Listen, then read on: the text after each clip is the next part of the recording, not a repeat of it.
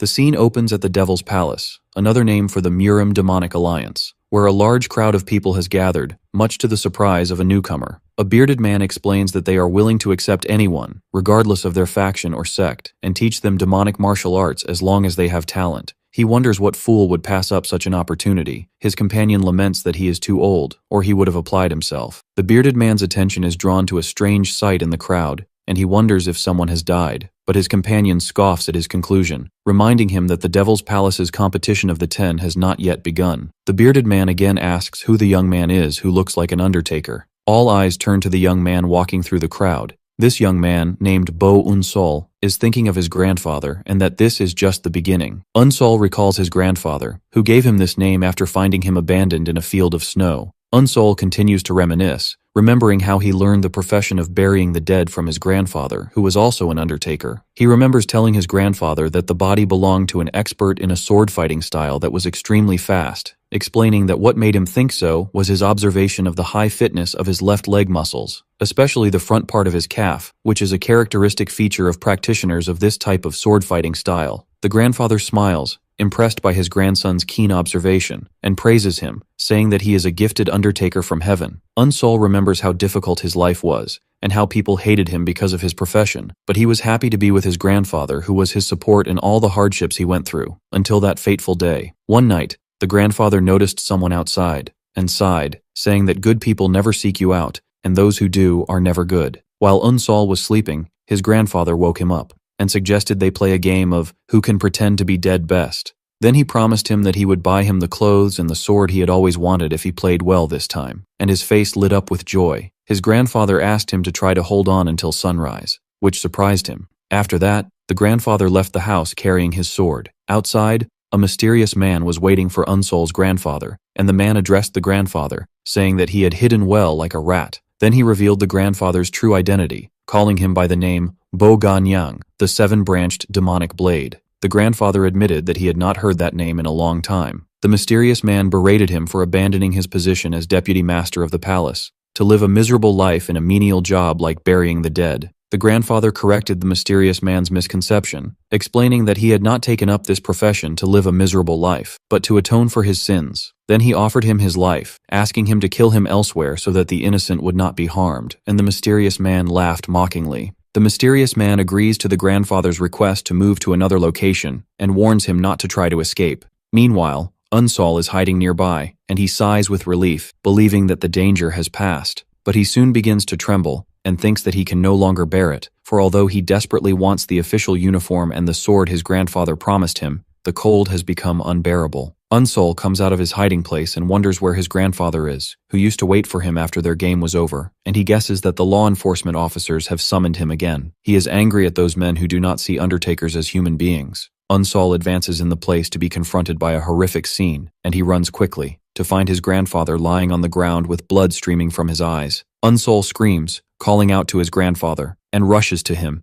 asking him in shock what happened, but he only apologizes to him. The grandfather tells him that his time has come, and tries to ask him not to continue in the profession of burying the dead, but he coughs up blood before he can finish his sentence. Unsol begs him to stop talking, but he insists that he listen to him carefully, and asks him never to think of revenge. The crying Unsol refuses his request, saying that he cannot forgive those who did this to him. He tells him that he would rather die and go with him, reminding him of his constant words that there is no difference between hell and this world, and that he would rather be in hell with him than stay here without him. As a final request, the grandfather begs him to go far away and tells him that he was very happy with the time they spent together. Then he breathes his last and falls to the ground. Unsol's face is filled with tears, not believing what is happening. After a while, Unsol stands before his grandfather's body, which he has prepared for burial. He touches his face and realizes that his request not to take revenge was to protect him, but he decides that he cannot obey him this time. He begins to examine his wounds carefully and notices that his arms have been cut off at the same time. In a rare movement of cutting from top to bottom, he discovers that the attacker changed the movement in the middle to stab his eyes as well. Unsol deduces that this strange sword style must be from the demonic sect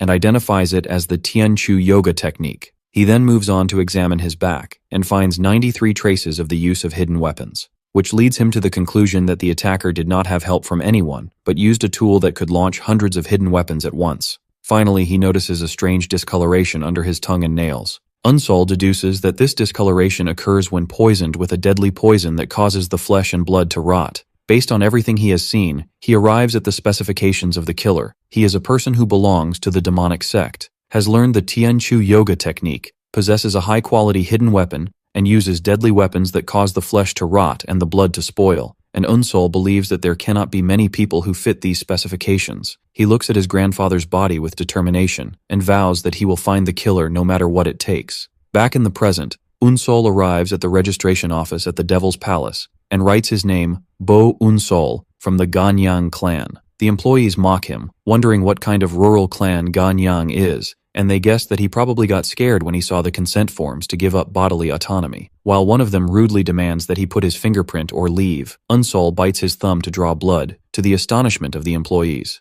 Unsol thinks that the moment his grandfather died, his life was shattered, and he has nothing left but the path of revenge. Then he presses his bloody thumb on the registration paper. He thinks that this competition will be his first step towards revenge. The long history of conflict between the orthodox and unorthodox sects for control of the Murim world is then reviewed. The orthodox sects, which seek justice, are led by the Murim Alliance, while the unorthodox sects are centered around the Devil's Palace, which exclusively worships power. The two forces maintained a balance for a long time, but the orthodox sects wanted to gain an advantage, which led to the creation of 18 martial masters, known as the Greatest Good Masters. To counter this new threat, the Devil's Palace decided to devise a way to enhance their power as well, and their plan was to create the 10 Demon Lords. This offer, which required the selection of 10 geniuses regardless of their previous affiliations, and teaching them the martial arts of the 10 demonic sects, attracted many young people who headed to the Devil's Palace. Unsol stands among the crowd and feels a powerful aura emanating from a considerable number of those present. He thinks that it is likely that among them is someone connected to his grandfather's killer. As the killer is a martial arts master beyond his ability to judge,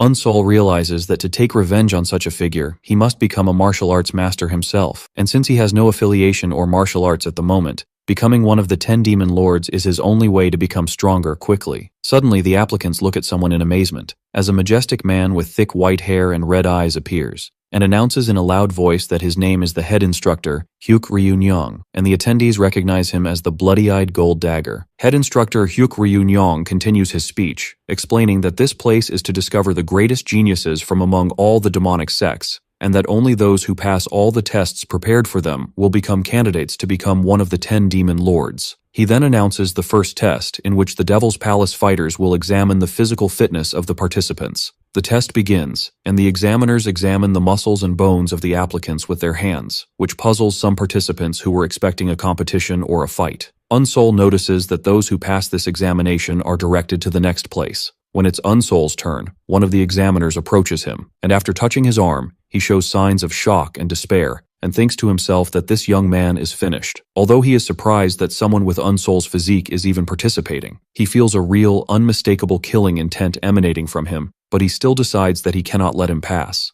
Unsol is not surprised by the result, as he was aware that all he had learned so far was how to care for corpses, and that he could not pass a test based on physical fitness for martial arts. However, he believed that this was not the end. After the first test is over, one of those who failed cries out, protesting that the test is not fair at all, wondering what the point of holding a competition is in the first place if physical fitness is all that matters. The head instructor replies, explaining that muscles and bones are the most important thing for learning martial arts, and that they held this competition to select talented people from different regions. He then scolds him for daring to complain when he could not even pass the simplest standards. The instructor reassures them that there is no need to worry, and announces that in the second test, he will personally choose those who can learn martial arts well despite their weak physical fitness. He announces the start of the second test immediately, and the head instructor orders all who failed the first test to fight each other until only one person is left alive. Everyone is shocked, wondering how this can be the test, and they are ordered to kill each other when they are all on the same side. But one of the contestants smiles, thinking that this situation is good for him if someone has to be killed. He turns his gaze towards Unsol and a red-haired young man, and raises his huge sword, determined to start with him, and attacks him, shouting for him to die. In a flash, blood splatters. The attacker, whose name is Wei Wan Chung, has managed to hit his target. He skillfully kills the red-haired young man, which shocks and terrifies the rest of the participants. Unsol observes the situation and tries to analyze it, noticing that the killer barely avoided the ribs and hit the heart directly, and concludes that although his build is weak, his reflexes and agility are sharp. Wei Wan Chung stands, boasting of his deed, and challenges anyone else who wants to meet the same fate to step forward and face him. From a distance, one of the officials comments that Won Chung is acting decisively but lacks common sense, and the head instructor agrees, saying that this place is full of worthless fools. An examiner watches the situation, thinking that in battles like this, showing strength makes you a target, but he believes that what happened will motivate others to move. Indeed, terror and chaos prevail among the contestants, and they begin to attack each other randomly, screaming in panic. The head instructor notes that the young men are not used to death. The fight between the trainees intensifies, as each of them kills the other mercilessly. The head instructor adds that their senses are easily paralyzed when they face their potential end.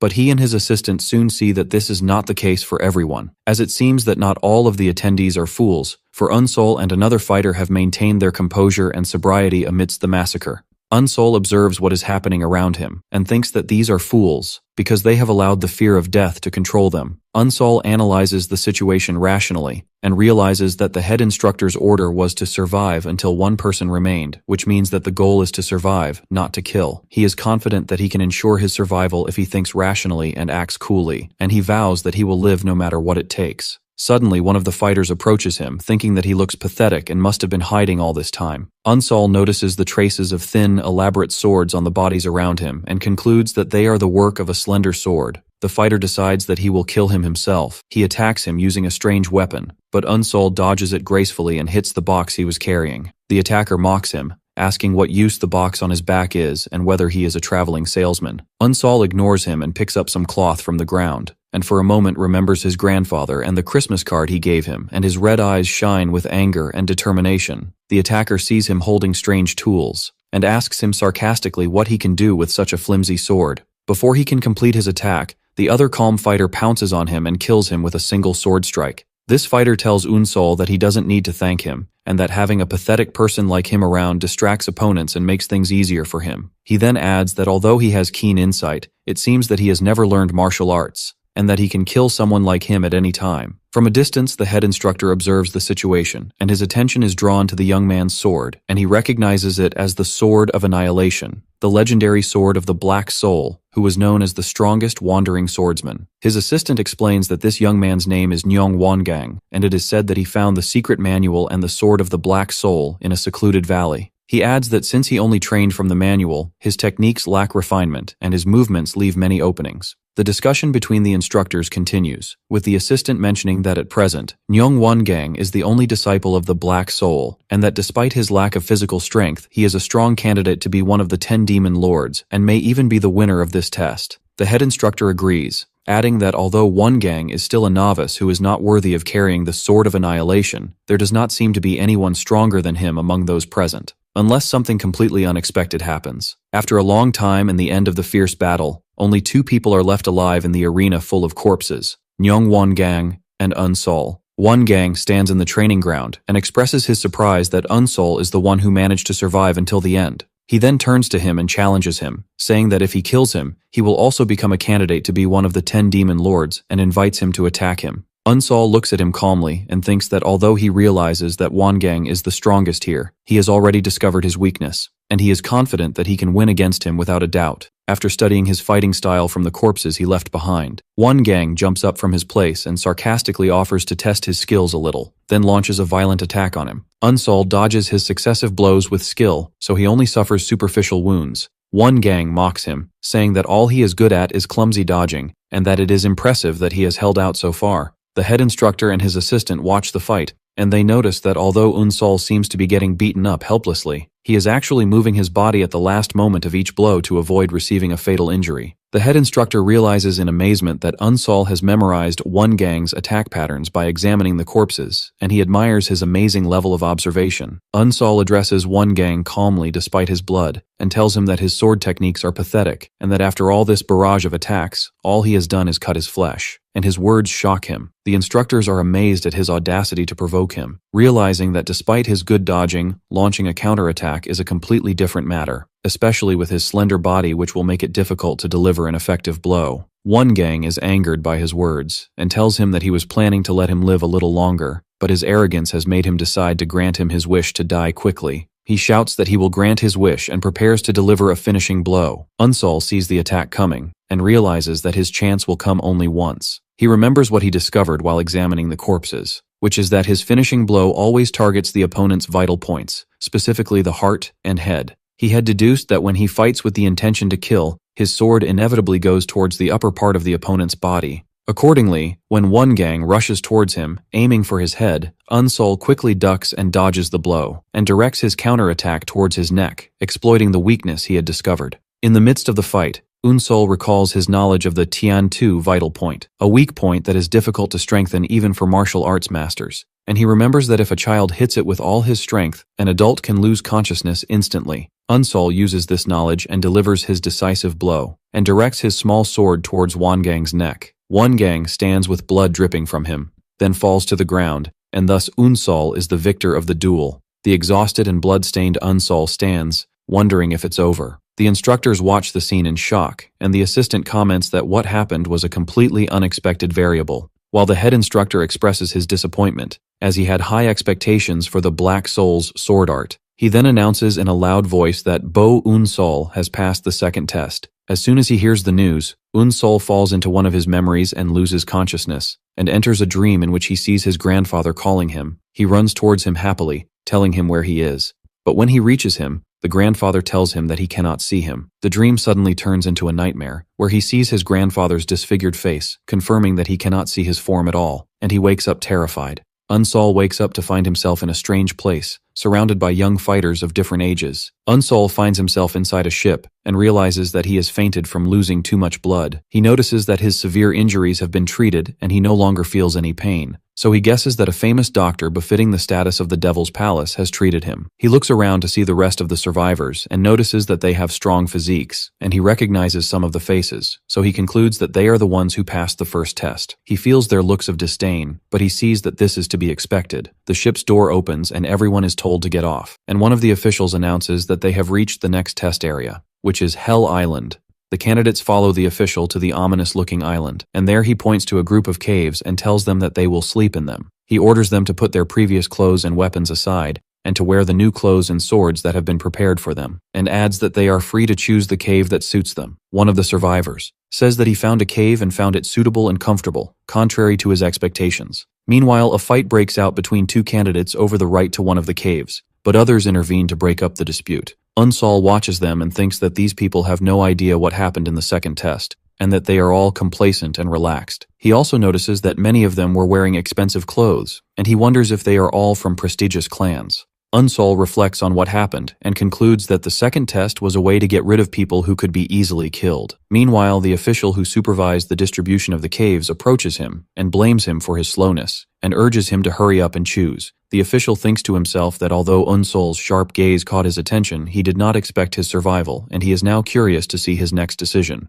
Unsol points to a dark and unattractive cave, announcing that he has chosen it. The official mocks him, saying that he has chosen a place that suits his shabby clothes and that he is disgusted, but the official is impressed by his choice and thinks that he is a true genius, as he knows that although the entrance to the cave looks small and dirty, the inside is spacious enough for training, and its small entrance makes it easy to defend against intruders. The official sees that most people avoid this cave because of its entrance, but Unsol was able to assess the situation accurately, and then asks him to prepare for the next stage. After everyone has put on the new uniform, the official begins to explain the next task. He explains that Hell Island has 10 facilities for teaching martial arts, and in each building they can learn the martial arts of one of the 10 demonic sects. He adds that one is free to learn them all or focus on just one, and that they have complete freedom to organize their schedule, whether by sleeping, playing, learning martial arts, or training on their own. This surprises Unsol, as he remembers the brutality of the second test, and he cannot believe that they will be left to train in peace. Soon, the survivors begin to wonder which martial art they should learn first,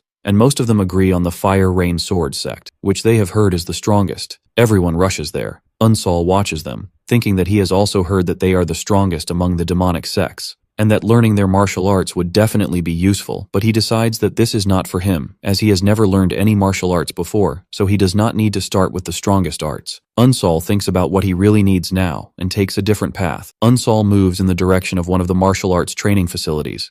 Unsol arrives at an old and dilapidated building, and recognizes it as the Wandering Beast Pavilion. He remembers that the reputation of this pavilion has deteriorated so much that it is barely counted among the 10 demonic sects, and that the only reason for its survival is its history of graduating a considerable number of the strongest martial arts masters of their time. He also remembers that his grandfather had told him about them. Unsol decides to train here, but as he advances, he notices that the ground in front of him is moving. Suddenly, a man's head emerges from the ground. The man introduces himself as Sa Wu, the master of the secret wing of the Wandering Beast Pavilion, and asks him if he has come here hoping to become one of the 10 demon lords. Unsol stands before him and answers respectfully, confirming that he has come to learn the martial arts of the Wandering Beast Pavilion. Sa Wu looks him up and down, then laughs and orders him to leave so as not to hasten his death, announcing that he has no intention of teaching martial arts, especially to someone who looks as fragile as him. Unsol replies to Master Sa Wu with confidence, explaining that he heard that if he learned the martial arts of the Wandering Beast Pavilion, he would gain the ability to survive anything. Sa Wu scoffs at his words, expressing his surprise that he knows about martial arts that are on the verge of extinction. He then warns him that even the greatest geniuses find it difficult to learn their martial arts because they begin by modifying the body, and with his current physical condition, he would die within a day. He then orders him to leave since he has understood. Instead of leaving,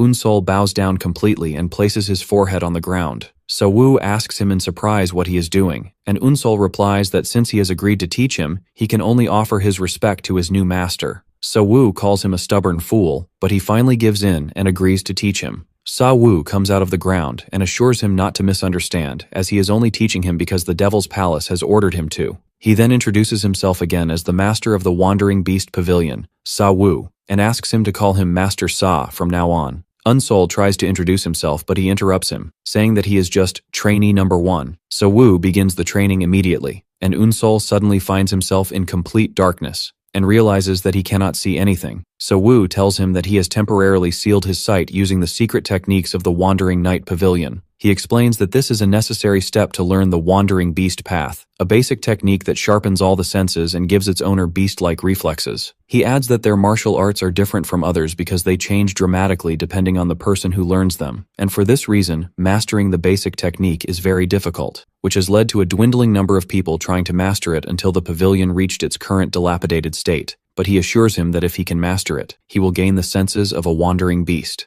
Then adds with a sarcastic smile that most people die before reaching this point. Sa Wu tells him that he should get used to the darkness within about an hour, and that he will return to him then. Unsol finds himself alone in the dark, and notices that his other senses have not become sharper as he expected. He realizes that an hour is a very long time, and that he must adapt as quickly as possible. He thinks that countless fighters are competing to become one of the 10 demon lords, and that if he is attacked in this state, he will be completely helpless. At that moment, an attacker descends from above in silence, but Unsol dodges him with an instinctive movement and falls to the ground. Unsol realizes at that moment that with his sight gone, his balance is now the most important thing. During the night, Sa Wu returns to Unsol and thinks sarcastically that young man must be completely lost now. Master Sa Wu returns after an hour and observes Unsol's training and finds his method unique. He thinks that most trainees wait patiently for their other senses to return to work after losing their sight, but in contrast, Unsol moves violently, imagining a phantom enemy to train against.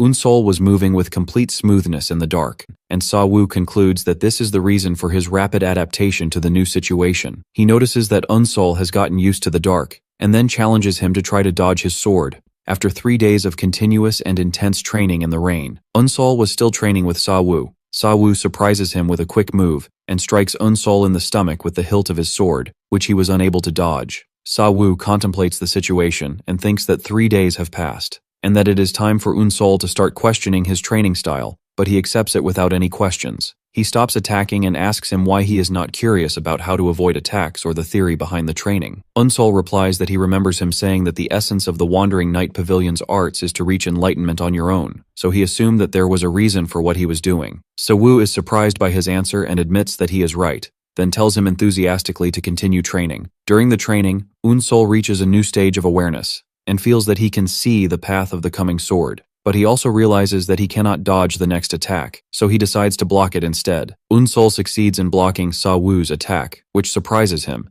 and he wonders how he was able to block the silent attack. After only 3 days of training, Unsol falls to the ground exhausted, and notes that he couldn't even block the attack properly. Sa Wu approaches him, then offers him a drink from a bamboo flask, and Unsol thanks him. Unsol drinks and is surprised that it is not water, as he feels a huge energy flowing through his body as if the blood he had lost was returning to him. Sa Wu tells him that this is the superior spring spiritual water that he has been saving all his life, but he doesn't feel like he is wasting it on him. Sa Wu thinks to himself with great excitement that he has finally met the genius he has been waiting for all his life. At another time, Unsol's training continues, as Sa Wu challenges him to try to block his attack again. Sa Wu continues to attack Unsol with strong and successive sword strikes, but Unsol was dodging the attacks with difficulty. Suddenly, Sa Wu appeared behind Unsol, expressing his dissatisfaction with Unsol's defensive performance, and suddenly, Sa Wu stops attacking, which leaves Unsol panting and wondering why he stopped. Then Sa Wu bursts into loud laughter, announcing that he has finally found what he has been looking for all this time. At that moment,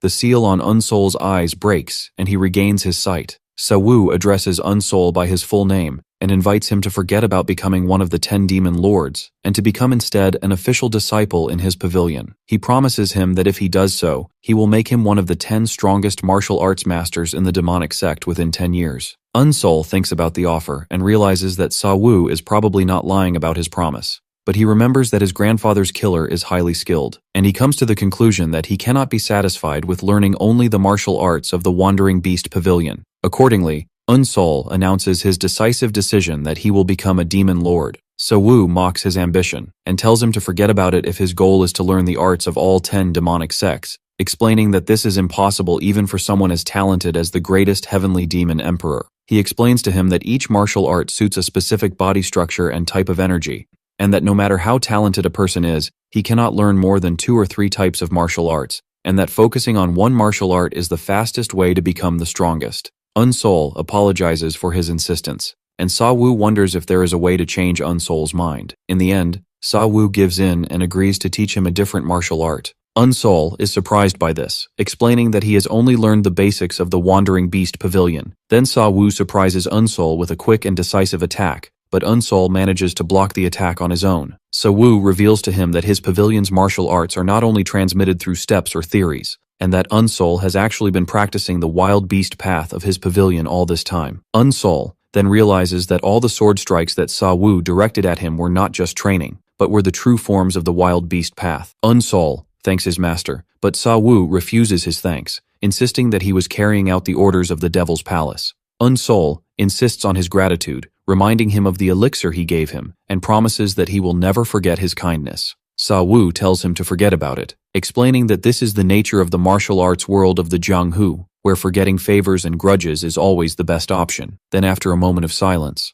Unsol tells him that he will leave. Sa Wu watches Unsol from a distance as he leaves, and wonders to himself in amazement where such a talented person came from, and thinks that a bloody storm will soon sweep through Hell Island. Unsol thinks about his ability to sense that from learning the Wandering Beast path, which made his senses extremely sharp. But he sees that this constant awareness is very tiring even when he is doing nothing, and he feels that he will not be able to rest properly if the situation continues like this. So he decides that he must learn to control his senses and suppress them as much as possible. Unsol begins to focus, trying to control his senses as if he were stopping a drop of water. And after a few moments, he opens his eyes, feeling that this amount of control is enough for now. Unsol pulls out a map and looks at it, and thinks that the Devil's Palace will not keep the trainees on Hell Island just to train them indefinitely. He concludes that the time available to them is about to run out, and if that is the case, then he has no other choice. Unsol decides to head to the strongest sect among the 10 demonic sects, which is the Fire Rain Sword sect, founded by the Fire Rain Sword Emperor, Juk Hua Wun, who was a rival of the greatest heavenly demon emperor 700 years ago. Upon arriving at the Fire Rain Sword sect,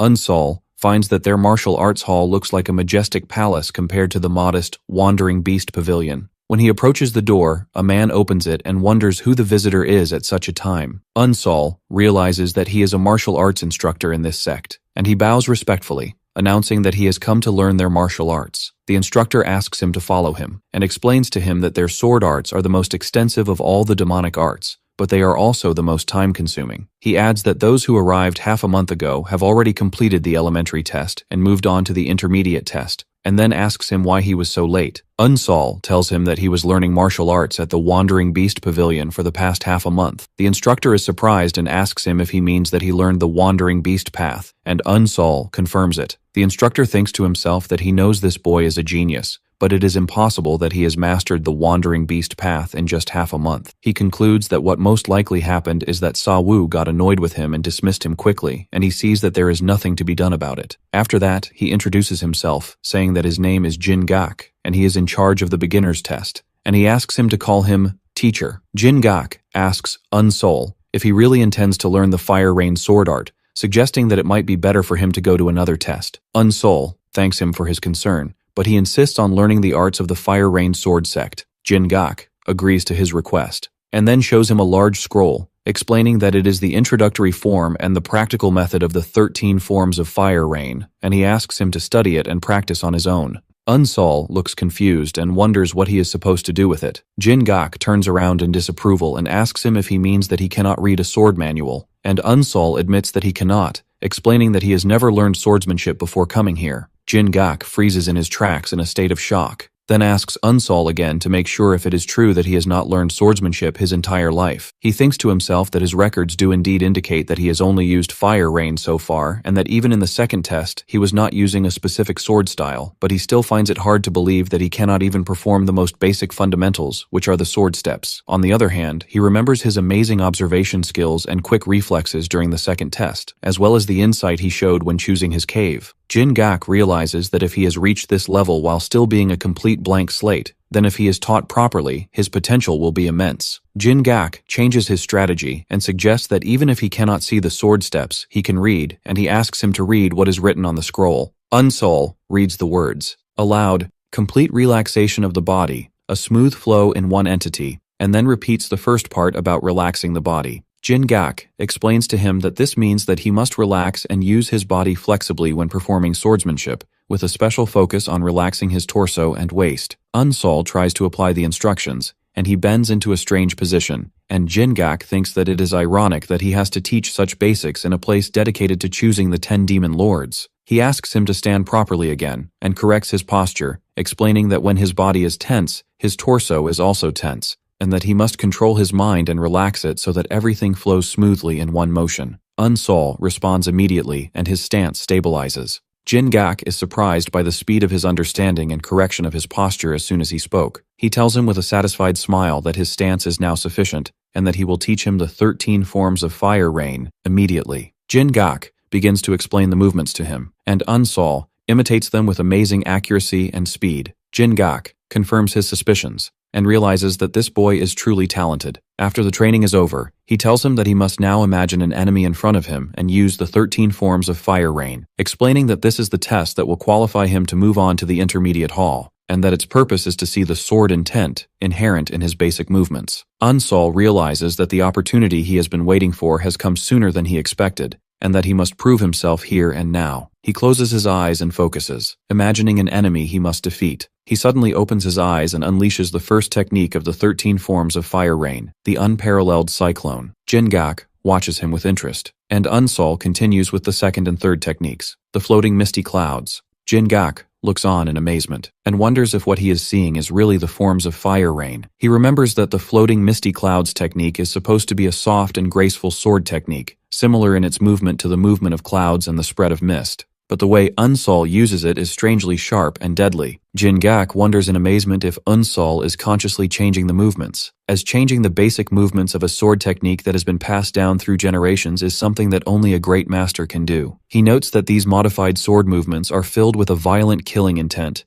as if he were facing the enemy of his master or parents. He thinks that the fighting style of the Fire Rain sword sect, which is considered the orthodox path among the sword paths, has changed in this radical way, and he wonders what kind of life Unsol has lived to carry all this. At the same time, Unsol feels strange as well, as he notices that the flow at his fingertips changes the sword paths as he wishes. He wonders if the Wandering Beast path is the reason for this, and he realizes that the more he uses the forms of Fire Rain, the sharper the senses he has acquired from the Wandering Beast path become. He thinks about fully integrating the two styles, but he hesitates, realizing that if he does so, it will produce a completely different swordsmanship style and will not be the 13 forms of Fire Rain required for the test. He decides that he must hurry and return to the basics of the original sword. Suddenly, the image of the enemy in his mind becomes clearer, and he freezes in place when he realizes that it is the bastard who killed his grandfather. Unsol's anger flares up, and he rushes forward with all his might, unleashing the 7th technique of the 13 forms of fire rain, the heart of the 4 seas. He launches a fierce attack, but the opponent dodges it.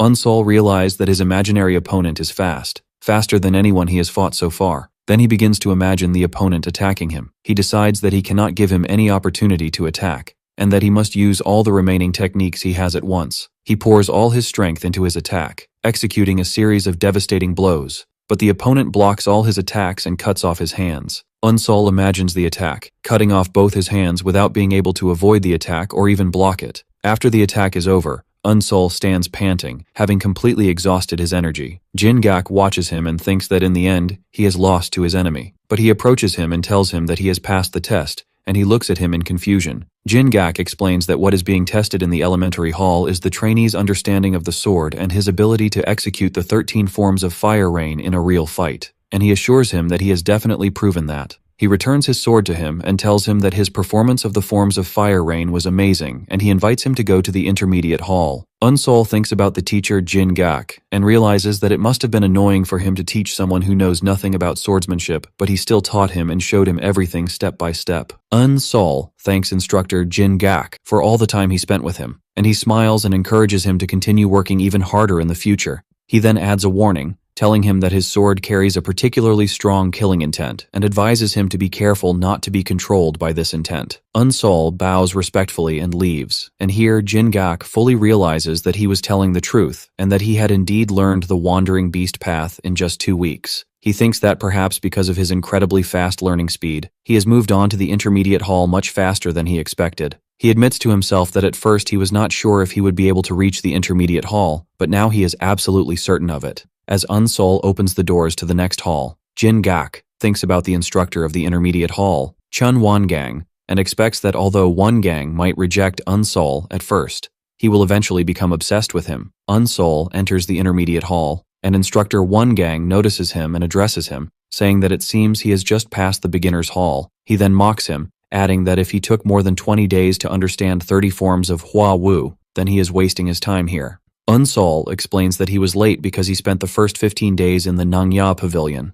Wangang deduces from his words that he is claiming that his time in the beginner's hall was not actually slow, and thinks to himself with contempt that he must be one of those who fled while trying to master the difficult beast path. Wangang orders him to sit down, expressing his doubt in his ability to keep up with the others. Wangang begins the lesson, explaining that the thunderous fire rain sword consists of fast movements, and that those who are not skilled with the sword will end up hurting themselves. He adds that this martial art is difficult to use in a real fight, just like the 13 forms of fire rain. Yet it is just a basic martial art that they must learn at this stage. He emphasizes that their primary focus will not be on winning, but on honing their swordsmanship. After that, he asks one of the trainees, named Byok Han Seong, to step forward and choose an opponent for a duel. Han Seong asks if he is free to choose anyone, and the instructor confirms it. So Han Seong points directly at Unsol. Wangang tried to object, but Han Seong reminds him that he said he could choose anyone. Wangang gets angry and calls Han Seong a fool, wondering how he expects to test his sword against someone who has just finished the elementary hall training, and orders him to choose someone else. Unsol intervenes, saying that he doesn't mind and will face him. He explains that he learned to use the sword from instructor Jin-gak, and believes that he will learn faster if he tests his sword against others. Wangang thinks that Unsol is just trying to protect his pride with his limited skills, but he publicly agrees, saying that knowing one's own abilities is a necessary skill, and he hopes that Unsol is skilled enough to reach the advanced hall. Han Seong sees this as a golden opportunity to stand out among the geniuses. If he kills this newcomer, he will be able to establish his position. The two opponents stand facing each other, and Han Seong tells Unsol that he has courage, but he needs more than that to survive in the Murim world. Then he orders Wangang to start the duel. The duel begins with a fierce attack from Han Seong, but Unsol dodges it with skill. Han Seong continues his attack, and their swords clash powerfully. Through this clash, Han Seong feels the weakness of Unsol's resistance, and he realizes with a sarcastic smile that he is indeed a complete novice. Han Seong laughs out loud, mocking his foolish opponent, then announces that he will show him the real, thunderous fire rain sword. Han Seong launches a series of fast attacks, but he is surprised that Unsol dodges all his blows with ease. From a distance, instructor Gang watches the situation and thinks that Han Seong is not skilled in using the sword. In contrast, he notices that Unsol not only dodges the blows with speed, but also seems to predict every move, which raises his suspicions about the possibility of him having learned the Wandering Beast path. Gang dismisses this idea, realizing that although the Wandering Beast path is the basic martial art of the Wandering Beast Pavilion, it is extremely difficult and can only be mastered by the most skilled masters, and it is impossible for anyone, even a genius gifted from heaven, to learn it in just 2 weeks. Gang decides that he cannot judge Unsol's skills just by his dodging, and that this duel is meant to test his skills in using the sword, not his reflexes. Unsol stops dodging and begins to counterattack, using the 13 forms of fire rain, which shocks the rest of the trainees. Han Seong scoffs at his opponent's use of a beginner's technique, and thinks that he can dodge it with his eyes closed, but he notices that Unsol's version of the technique is slightly different. Han Seong is surprised when Unsol's blow penetrates his defense and hits him. Han Seong becomes furious, wondering if Unsol has been hiding his skills all this time and is using a modified version of the forms to mock him. He guesses that Unsol is doing all this to attract the instructor's attention and move on to the advanced hall immediately. Han Seong realizes that if the situation continues like this, he will be the one who looks like a fool. He shouts in anger, declaring that he will be the one to go to the advanced hall, and unleashes his clan's sword style, the Asura sword style, using its deadly technique, the blood-shattering strike. Instructor Gang notes that this is a deadly move from the Asura sword sect, but he is impressed by Unsol's composure, as he did not lose his balance in such a situation, which makes him reconsider the possibility that he has indeed learned the Wandering Beast path. Han Seong continues his fierce attack, shouting that this is the end of Unsol, and uses his own special technique, the Protective Bloody Wind Moon, and the two swords collide in a massive explosion of energy. The remaining students and the instructor look on in shock, while Unsol remembers using the 13th and final form of the fire rain forms, Infinite and Boundless. The duel ends with Han Seong falling to the ground with blood streaming from his mouth. The students wonder in horror if he is dead. Unsol calmly sheathes his sword. Instructor Gang confirms to himself that Han Seong is indeed dead, having received a precise blow to a vital point. Gang asks Unsol if he was always a disciple of the Wandering Knight Pavilion, and Unsol denies it. The instructor asks again, wondering if he is claiming to have fully mastered the Wandering Beast path in just 2 weeks, and Unsol replies that he only learned the basics. Gang scoffs at his answer, sarcastically asking if the Wandering Knight Pavilion also teaches its disciples to lie these days. Unsol starts to speak, but the instructor interrupts him, saying that he doesn't need excuses, and orders him to clean up the body immediately. The students whisper among themselves, expressing their shock at a murder occurring during a training duel, and wondering why the perpetrator is not being punished. Gang shouts at them to be quiet, and reminds them that this is Hell Island, not a regular training hall, and that anyone who uses a deadly technique must be prepared to die themselves. Then he announces the resumption of the test. Several other duels take place, and after they are over, Gang gathers the students who lost and tells them that they have failed the test and must leave immediately to find another martial arts hall. One of them protests, saying that it was just one match and they ask for another chance, but Gang firmly refuses. He explains to them that they may have passed the initial tests because of their physical fitness, but learning the fire rain sword requires talent and potential, as well as shedding blood, sweat, and tears to overcome one's own limits. He tells them that they have failed because they lack these qualities, and then orders them to leave. The failed students leave, and only Unsol remains in the hall. Gang asks him why he hasn't left, and Unsol asks if he should leave as well. The instructor explains that he won the duel and passed the test, and therefore should move on to the advanced test. Unsol replies that if he has to advance to a higher level, he would rather stay here. Gang asks him the reason for his decision, and Unsol explains that the only sword technique he has learned is the 13 forms of fire rain, and that he has not learned anything yet in the intermediate hall. Gang thinks that Unsol has learned the Wandering Beast path and exposed the technique of the Asura sword sect, and yet he claims to have learned nothing. Gang agrees to teach him the thunderous fire rain sword, which is considered a continuation of the 13 forms of fire rain, but he warns him in a harsh tone, saying that he hates small tricks aimed at attracting attention, and that if he sees him using any sword technique other than the forms of fire rain, he will cut off his head immediately. Gang smiles to himself, now realizing how Unsol was able to master the Wandering Beast path in just 2 weeks. Unsol begins his training immediately, practicing the piercing lightning technique from the thunderous fire rain sword. After a short while, Gang stops him, saying that it seems he has already grasped the principles of the technique, and Unsol looks at him in confusion. After 4 days, Unsol has mastered the training. Instructor One Gang thinks about the past 4 days he spent training Unsol. He had tested him in every possible way and confirmed that he was completely lacking in the fundamentals of sword techniques. He was indeed someone who had just begun to learn swordsmanship. However, One Gang was very impressed by Unsol's persistence and focus. He trained as if his life would end if he didn't learn martial arts. One Gang explains to Unsol that the thunderous fire rain sword is a technique that relies on rapidly twisting the body to sequence movements, adding that all of its movements involve waving the sword around the body, making them impractical in a real fight. Despite this, One Gang notices that Unsol tries to use every technique practically, as if he were trying to kill someone. Unsol asks if that isn't the purpose of sword techniques. The instructor replies that demonic martial arts require killing intent, but to reach a higher level of mastery, the fire rain sword abandons the killing aspect. One Gang warns Unsol that if he cannot get rid of the killing intent in his mind, he will end up creating a martial art that harms himself. Unsol realizes that the instructor is saying the same thing that instructor Jin Gak told him. One Gang admits that in the past, and even now, he too has lived with killing intent in his heart and has killed all who stood in his way. But because of that, he lost his honor and pride, and his martial prowess deteriorated. One Gang advises Unsol that techniques aimed at killing may seem like a path to a higher level, but they are actually an obstacle on the endless path of swordsmanship, and he must abandon his killing intent.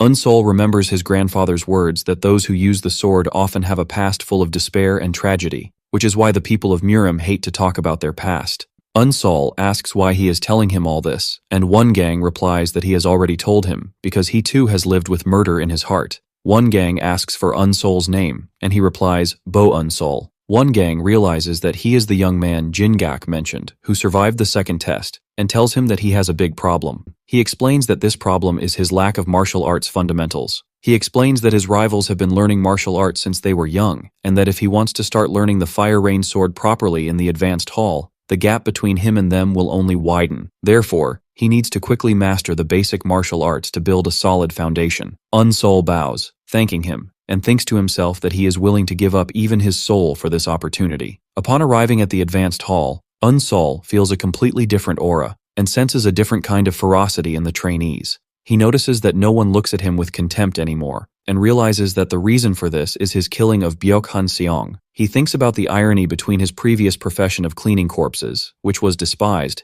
and killing people with a sword, which is praised. An old instructor welcomes him, saying that he has heard about him and invites him to sit down because the lesson is about to begin. The instructor announces that because there is a new trainee, he will explain the central reading of the Fire Rain Sword in addition to the 7 teachings. He explains the basic principles. Power must be balanced in every part of the body. Focus on taking a balanced posture. Pull the chest in and push the back out, and do not concentrate all energy into a single blow. Unsol understands these principles and realizes that he would not have grasped them without learning the advanced martial arts in the intermediate hall. The instructor finishes the oral lesson for the day and asks Unsol to follow him. Unsol follows the instructor to a quiet garden. The instructor holds a leafy branch and explains to Unsol that there is a level at which one who does not hold a sword can defeat one who does, explaining that a person at this level no longer needs a physical sword to form sword arts. Suddenly, the instructor attacks Unsol with the branch. The instructor stops abruptly and asks Unsol a hypothetical question. If he were suddenly attacked like this and did not have a sword, how would he respond using sword martial arts? He adds that while Unsol was in the intermediate hall, the trainees here learned the Shining Mysticism, the first form of the Fire Rain Sword, and they are now discussing its theoretical side. He then warns him that if he does not understand his question, he will not teach him, and asks him to answer carefully. Unsol thinks about the question, if there were no sword in my hand,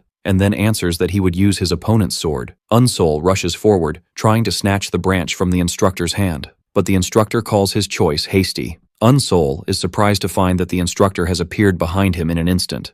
Unsol tries to catch up with the instructor, but he dodges all his attempts with ease. Unsol feels frustrated at not being able to even track his movements, and realizes that he must impress him here to be able to stay in the advanced hall. He decides to use the Wandering Beast path to its full potential to read the flow and direction of the instructor's movement. Unsol focuses all his senses and launches another attack, but the instructor uses his energy to throw Unsol away before he can grab the branch, knocking Unsol to the ground. The instructor catches Unsol before he can get up and laughs loudly, announcing that he has passed the test. Unsol asks in confusion how he passed when he couldn't even touch him. The instructor tells him that he will start learning the shining mysticism starting tomorrow, and asks him to come early in the morning before the others, and Unsol agrees. After Unsol leaves, the instructor looks at the branch in his hand, and thinks to himself that a cub remains a wolf in the end. He smiles and says that he has high expectations for him. Later, after that day's lesson is over, Unsol decides to take a walk around Hell Island. He thinks about what happened in the second test, and how a fight could break out at any moment here. Suddenly, he senses the presence of several people nearby. He starts counting them, and finds 5 people coming out from among the trees. Their leader addresses him, saying that his actions have been strange since he arrived from the intermediate hall and that they are going to teach him a lesson. Another adds that since Unsol was the one who started killing first, he shouldn't blame them for what is about to happen. The leader boasts that the 5 of them are geniuses among geniuses and are known as the 5 peak swords, and advises him to prepare well. Unsol thinks to himself that there is another person. The leader of the 5 peak swords shouts at Unsol, but suddenly the leader falls down dead in front of his shocked comrades. At that moment,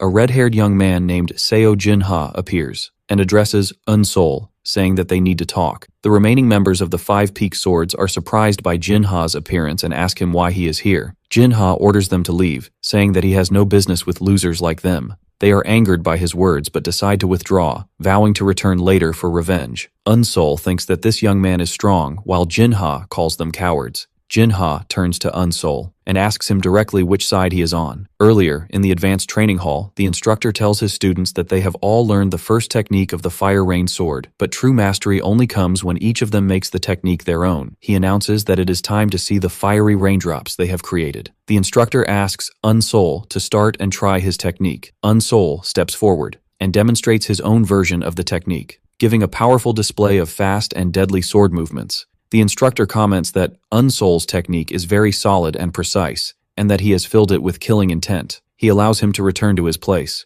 and then calls on Seo Jinha. Jinha steps forward, and instead of performing the first technique of the Fire Rain Sword, he demonstrates a completely different technique, which seems to be specifically designed to counter and defeat Unsol's technique. Unsol realizes that this was a warning directed at him. Back to their confrontation, he wonders again about the meaning of Jinha's question about which side he is on. Jinha shouts at Unsol, demanding that he not play dumb. Jinha notices from Unsol's facial expressions and tone of voice that he is not actually lying and that he does not understand what is going on around him. Jinha realizes that the person he is looking for is not Unsol. He feels disappointed because he was hoping for some fun, and orders Unsol to stop acting annoyingly from now on. He then threatens him that if he continues to get on his nerves, he will kill him too. Then he leaves. Unsol deduces that Jinha must be a spy, and that there is a lot more going on beneath the surface than he had expected. He thinks that he knows that not everyone here is aiming to become one of the 10 demon lords. He realizes that although the opportunity to learn the arts of the 10 demonic sects is amazing, the process of participating in the competition was terribly executed. He comes to the conclusion that this amazing opportunity is at the same time. Unsol completes his thought, realizing that this opportunity is at the same time a trap to catch something. He wonders if there is a spy among them, but decides not to care about it. Whether it's a spy or a demonic martial artist, he is ultimately an opponent he must fight. As the sun sets, he thinks that it will soon begin. Nearby, a mouse is caught in a trap. In the training hall, the instructor announces that that day marks the end of the training. He acknowledges that he is sure many were bored while learning the laws, but he explains that even the most skilled masters who have fought countless battles set aside time to study the laws and principles of martial arts. He adds that knowing a martial art does not mean being able to perform it, and being able to perform it does not mean truly understanding it. He expresses his belief that the analysis of the laws he has taught them will serve as a starting point in their journey in the Murim world, and then wishes them good luck. Suddenly, a bell rings, and a voice echoes throughout, and the instructor announces that the time has come, and orders everyone to head to the rocky mountain in the center of the island. The trainees gather at the mountain, where head instructor Hyuk Ryun-yong confirms that everyone has arrived. Ryun-yong announces the start of the third test,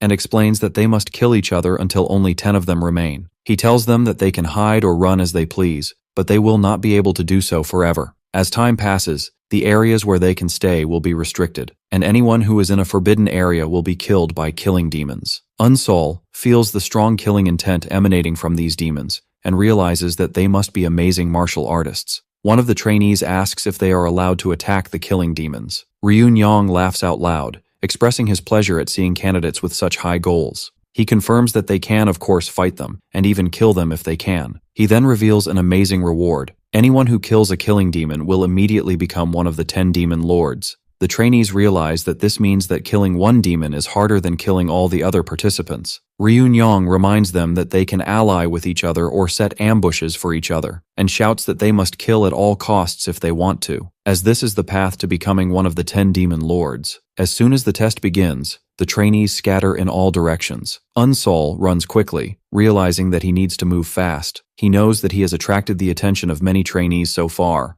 and that if he doesn't get away immediately, there is a high probability that he will be attacked by a group as happened before. Unsol decides that he must first reach a safe place, and the safest place for him is the Wandering Beast Pavilion. He sets off at full speed towards the familiar building. On his way, he notices that the texture of the ground has changed. Suddenly he feels that someone is coming. A wounded young man appears, running and shouting for help, saying that someone is trying to kill him. The young man offers to reward Unsol if he helps him, and Unsol wonders if this is a trick, but he sees that the young man's wounds are real. Unsol senses 3 people chasing him and wonders if they are a team. He doesn't want to get involved, but he realizes that this young man's presence here will reveal his location. At the last moment, Unsol pulls the young man with him into a hidden hole in the ground. The 3 pursuers arrive at the spot and wonder where their prey has gone, insisting that he couldn't have escaped already. The leader decides that he will definitely kill that bastard, and orders his companions to move and search for him because he couldn't have gone far. After they leave,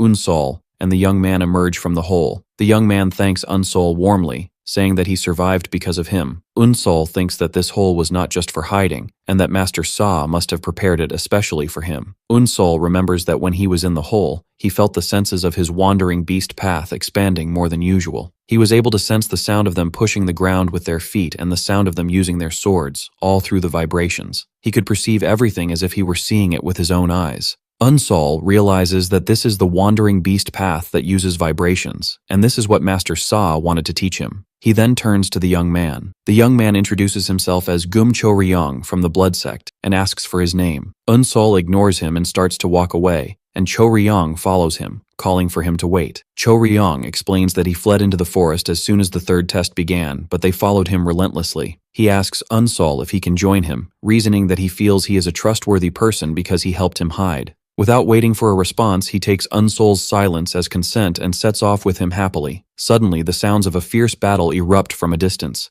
Unsol tells his companion that there is a battle going on there and that they should find another way. Cho-ryong is amazed at Unsol's ability to feel the vibrations and asks him to teach him how to do it. Nearby, a lone fighter faces more than one opponent and vows to avenge his comrades even if he has to sell his soul. The word revenge echoes in Unsol's mind, as he feels a familiar kind of hatred in that fighter. Cho-ryong asks him what's wrong, and Unsol announces a change of plans and that they will join that battle, which shocks Cho-ryong. As Unsol advances towards the battle, he parries a surprise blow that was aimed at him. The assassin is surprised and wonders how Unsol was able to stop the forbidden ultimate concealment technique, and asks him if he is also a professional assassin. But with a quick move, Unsol skillfully kills the assassin. Unsol remembers how he easily dealt with one of the assassins, and thinks that the concealment technique they use would have been very annoying if he hadn't learned the wandering beast path. Meanwhile, Cho-ryong screams in terror at the sight of blood. Unsol thinks that if he helps this fighter get rid of the assassins,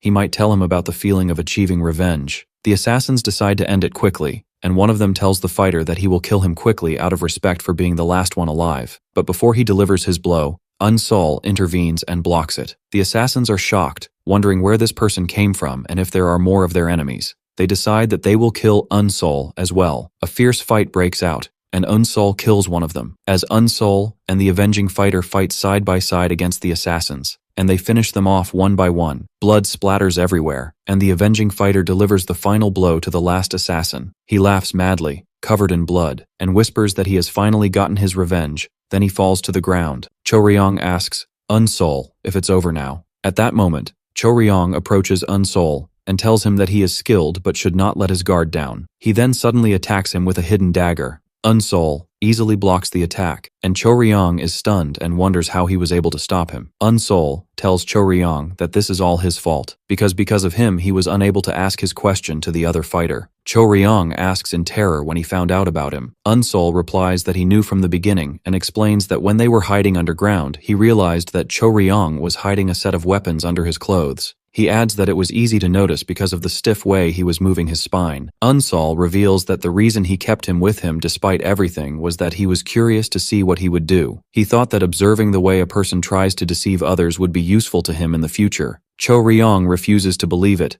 insisting that his acting was perfect. In a desperate move, he throws all his remaining hidden weapons towards Unsol. Unsol easily dodges Cho Ryong's attack. Cho Ryong thinks to himself that he felt something strange while he was chasing him, and wonders if Unsol can predict his movements. Unsol skillfully dodges all the hidden weapons thrown at him, and then hits Cho Ryong. Unsol tells him that there is no use for the best hidden weapons if they are discovered. Cho Ryong rushes towards Unsol in a final desperate attempt, but Unsol quickly ends the fight and finishes off Cho Ryong. Covered in blood, Unsol thinks that the fight was not easy, and that it would have been dangerous if he had not known in advance about the hidden weapons. He watches the life leave Cho Ryong's body, and notices on his face the same obsession with life that he has seen in every person who dies. Unsol walks away from the scene, and passes by the bodies of the assassins and the fighter who was seeking revenge. He stops at the latter's body, noticing that he is different. This man died with a smile on his face. Unsol wonders about the feeling of successfully achieving revenge, and whether he too will be able to smile like that when he gets his revenge.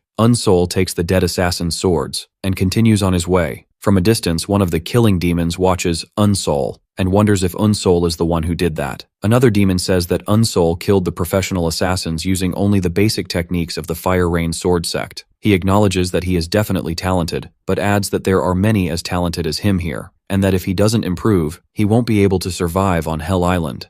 The next day, Unsol finds himself being chased by a group of trainees. One of them was using a metal whip, attacking from a distance. Unsol managed to dodge one of the attacks, but the weapon's trajectory changes in midair and hits him from behind. Unsol realizes that they will not give up, and that he will die at this rate if he doesn't find a way out of this predicament. Meanwhile, at the instructor's camp, the head instructor asks someone for an update. The other tells him that there are still 41 trainees alive out of 86. Head instructor Hyuk Ryun-yong is surprised that so many have survived even after 3 days. He concludes that those who remain must be skilled, and that it is time to truly test their skills. He asks his assistant to give him the map. Elsewhere on the island, one of the trainees is about to kill Unsol after having snatched his sword from his hand. Unsol finds himself on the run again from his pursuers. He thinks that the type of weapons they are using makes fighting in an open area unsuitable for him, so he comes up with a plan that fits his situation. Meanwhile, head instructor Hyuk Ryun-yong looks at the map and decides to restrict the combat zone, and orders the killing demons to be unleashed in the Fire Rain Sword Sect area. Unsol heads straight for the Fire Rain Sword Sect building, and his pursuers follow him inside. The pursuers wonder if he is hiding inside, and one of them mocks him for being cornered. Their leader thinks that no matter how fast he runs, he won't be able to escape them. Suddenly, Unsol attacks them from behind. The leader calls him a fool, thinking it's a naive trick they won't fall for. Unsol engages in a battle with them, skillfully avoiding their weapon attacks. The leader is stunned and wonders how this bastard can read the paths of their sword techniques. Unsol uses the chaos and narrow corridors to his advantage, and fights his pursuers fiercely. One of the pursuers realizes that this crowded place weakens the power of their attacks, and before he can finish his thought, Unsol kills him. The pursuer realizes in his final moments that Unsol had deliberately lured them here. Unsol thinks that his opponents are forced to shorten their attacks in this narrow space, which weakens their power and makes their movements more predictable. In addition, he notices that they are not that skilled. He concludes that he has a chance to defeat them if he fights them one by one. One of the pursuers shouts and attacks, but Unsol dodges him. Another attacks with his whip, but the whip unexpectedly bounces off the wall and hits Unsol, causing him to lose his balance and fall to the ground. One of the pursuers sees an opportunity and shouts at the others to move now and escape from this place. But before the pursuer can escape, he suddenly stops. Someone has stopped him, who coldly asks them what they are doing and if they are running away. Unsol watches the scene from a distance. After the fighter has finished off the rest of the pursuers, he turns to Unsol and asks him if he is their leader. The fighter praises Unsol's skill, and then asks him if the sword technique he used earlier was the Fire Rain sword. The killer introduces himself as Wu Moonqiang and asks Unsol for his name. In a previous scene, Moonqiang was shouting at his subordinates, asking them if they were running away. One of them hesitantly replies that they didn't think it was a good idea to fight in that place. Moonqiang is angered by their cowardice and kills them all in the blink of an eye. He thinks to himself with contempt that this is why he hates working with losers who haven't even reached the advanced hall. Back in the present, just as Unsol is about to answer, Moonqiang laughs out loud, saying that he doesn't care about the name of someone who is about to die. Moonchong attacks Unsol fiercely. Unsol tries to block the attack, but the whip wraps around his sword, and then he breaks his sword with ease. Moonchong mocks him, saying that he heard that the advanced hall of the Fire Rain sword sect only taught him one defensive technique. Unsol is surprised and wonders how his opponent knows about the shining mysticism, and whether he has an information network that he knows nothing about. Moonchong attacks him again, scolding him for getting lost in thought in the middle of a fight. The fight between them intensifies, and Unsol realizes that his opponent is destroying everything in his path, and that there is no advantage in fighting someone like him in an enclosed space. Unsol moves away to create some distance between them. Moonchong expresses his disappointment and tells Unsol that with skills like these, he is no match for him. Moonchong unleashes an all-out attack with his chain weapon, trapping Unsol in a web from all directions. He sarcastically asks him if this is his last struggle, believing that a defensive technique like the shining mysticism will not save him. But he is stunned when he sees that Unsol is still standing. Then Unsol managed to break free from the web that Moonchong had woven with his weapon. Moonchong laughs and vows to kill him soon. Unsol analyzes the situation and realizes that he can block the attacks using the shining mysticism, but he cannot generate enough power to stop them completely. At that moment, he remembers his training and realizes what he needs now. Destructive power capable of penetrating steel. Unsol focuses his energy and then unleashes a massive attack that completely surprises Moonchong and shatters his defense, leaving him in a state of shock. Unsol stands panting after the battle as he remembers how he countered Moonchong's attack with a massive explosion of energy, unleashing the technique of unparalleled lightning and thunder, a devastating technique that completely annihilates his opponent.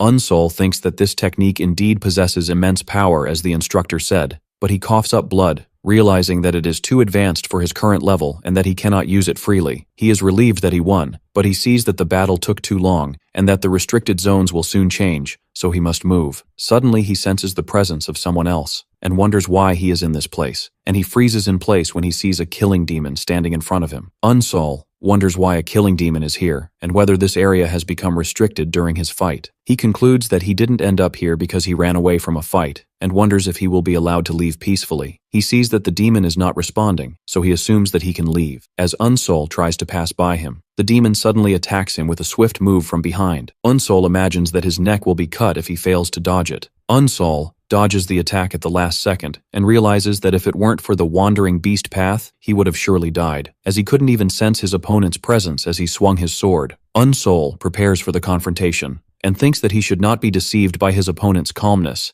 and that if he tries to move, the demon will attack him immediately. Unsol remembers a lesson he learned from Sa Wu, which is that when a predator hunts a prey, the prey is not easily caught even though the predator is faster. And the reason for this is that the prey moves in a zigzag path, but apex predators always succeed in their hunt because they attack the moment their prey moves. Unsol wonders how he should face such an opponent and remembers the rest of the lesson. If the predator attacks based on timing, then the solution is to make his movements completely unpredictable. Unsol decides to apply this strategy. He starts by moving in a predictable zigzag path, then uses the wandering beast path to dodge the expected attacks. And finally, he seizes the right moment and creates an opening in his opponent's defense with a completely unexpected move. Unsol finds himself in a state of shock. The killing demon stands before him for a moment, and Unsol thinks that it's too late and he's doomed. But he is surprised when he sees the demon stop attacking and turn to leave. Unsol wonders why he stopped and whether he had crossed the boundary of the restricted area without realizing it. He thinks about the fight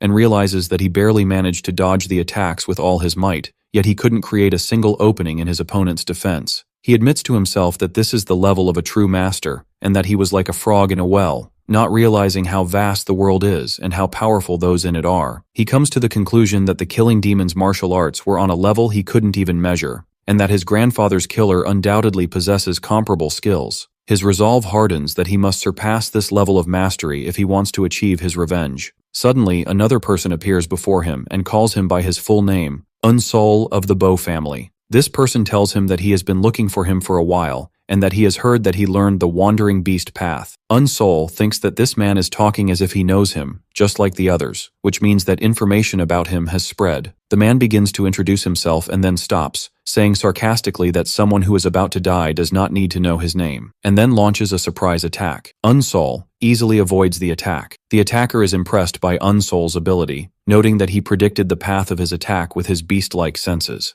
He tells him that he is sure that he will become one of the 10 demon lords in the future, and for that specific reason he must kill him now while he is still a demon seed. Unsol notices that his opponent's energy flow has completely changed. He remembers that not everyone on the island is seeking to become one of the 10 demon lords, and wonders if this man is one of them. He forces himself to get rid of distracting thoughts to focus on the fight. During the exchange of blows, Unsol feels a strange sensation, a strange energy flow that is pulling him towards him. Unsol remembers a lesson with his grandfather, where he explained that one of the bodies they examined was killed by the 5 cutting tiger blades of the Hyebi Feng clan. His grandfather knew this because although there were no external wounds, all of the victim's bones were shattered, which is the hallmark of this technique that works by flowing qi into the opponent's body with each clash. In the present, Unsol shouts, realizing that the technique he is facing is the 5 cutting tiger blades of the Hyebi Feng clan. His opponent is stunned that he was able to recognize his style. Unsol remembers another characteristic of this technique that his grandfather explained, the powerful absorption technique, which acts like a vortex that pulls everything towards it, and they use it to control the opponent's weapon with each clash. Unsol continues to remember his grandfather's lesson, who explained that the Hyebi Feng clan fights just like a tiger, exploiting the opportunity of confusing the opponent's sword to swallow it whole. The young Unsol asks his grandfather if this clan is the strongest, and the grandfather replies that the absorption technique is a double-edged sword. Although it is deceptive, it forces its user to get close to his opponent. In the present, Unsol decides to exploit this absorption technique to twist his opponent's sword towards himself. His opponent, Feng Ak of the Hyebi Feng clan, declares that he will now face him with all seriousness, and vows in the name of his clan that he will eradicate this demon seed. When Feng Ak attacks, Unsol surprises him by planting his sword in the ground, and Feng Ak is shocked by this unexpected move. Unsol uses the sword as a pivot point to kick Feng Ak and make him lose his balance, and he realizes to himself that his plan is working. Feng Ak gets angry and accuses Unsol of resorting to dirty tricks. Unsol thinks that the trick worked, but it didn't cause much damage, which makes sense because his opponent has been training for a long time. But now he knows how to counter him. Unsol remembers another lesson from his master. Wait until the opponent attacks first, for true speed lies in being a fraction of a second faster than him at the moment of engagement.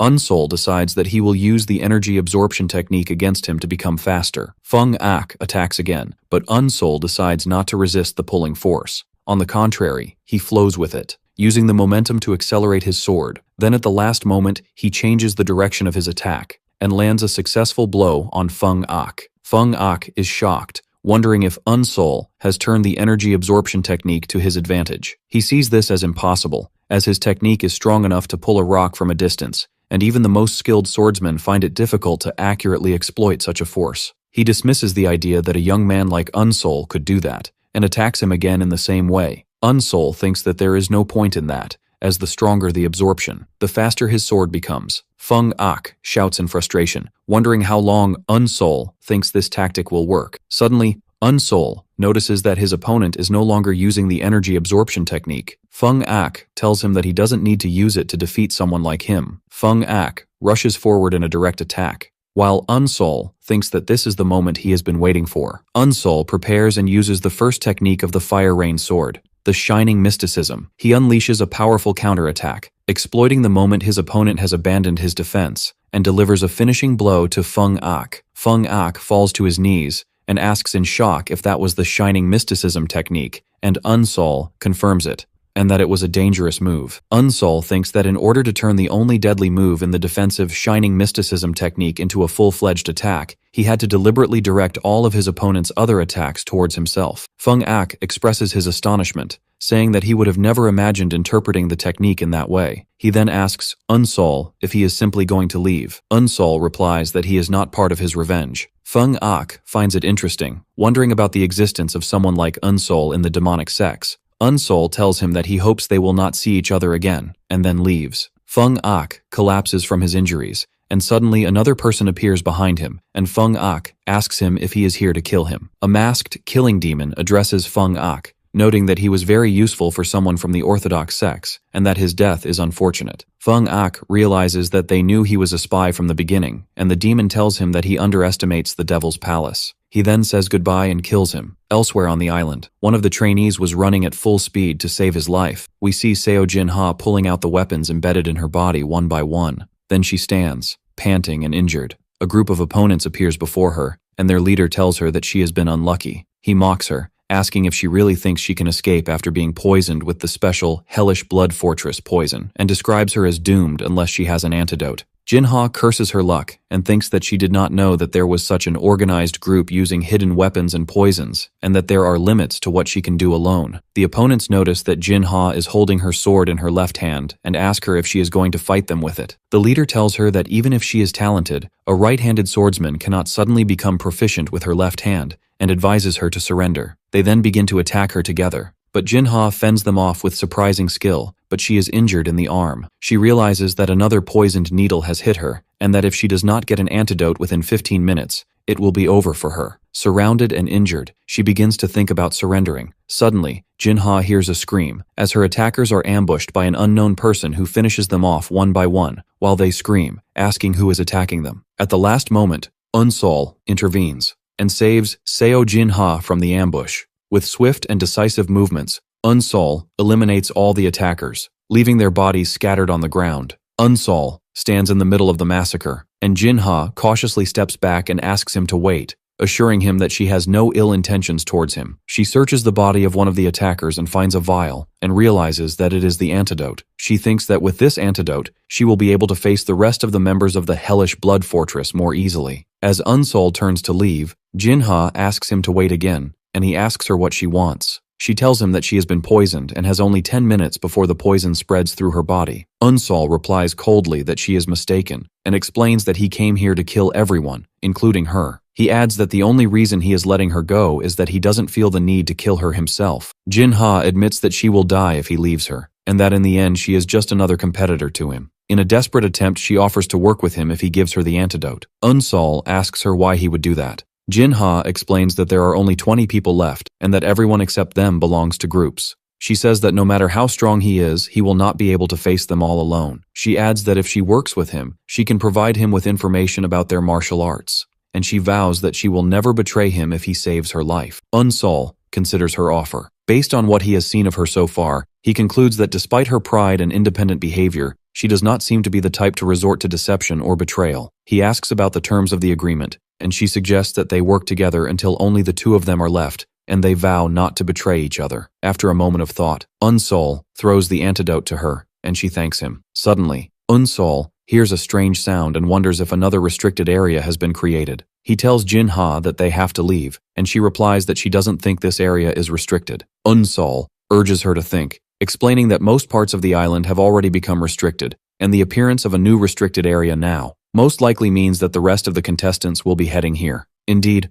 other groups of trainees begin to appear, and they started to surround them, and Unsol realizes that it is too late to escape. One of the newcomers catches Unsol's attention, and he feels that this man is different from the others. One of the trainees suggests that everyone agree to kill Unsol and Jinha first. Another identifies them, Bo Unsol, who learned the Wandering Beast path, and Seo Jinha, who should not be underestimated for her skills in the sword and her investigations into the other trainees. The leader of the opposing group thinks that they now know about Unsol and Seo Jinha, and that he was wondering why they hadn't formed a team, and he guesses that they are working together now. Unsol remembers the vial of antidote powder that she got, and she tells Unsol that she will use the poison of the hellish blood fortress, and that this will give them a chance. Jinha throws the powder into the air, and the opponents panic, believing it to be the poison of the hellish blood fortress. Unsol and Jinha use this opportunity to escape. One of the opponents realizes that the powder is not poisonous and that they have been deceived, and the leader orders them to pursue them. Jinha thinks that the powder creates a thick smoke, which makes it good for deceiving the eyes. Jinha thinks that the open area is not in their favor, and that they should head to the rock formations where there are many small caves.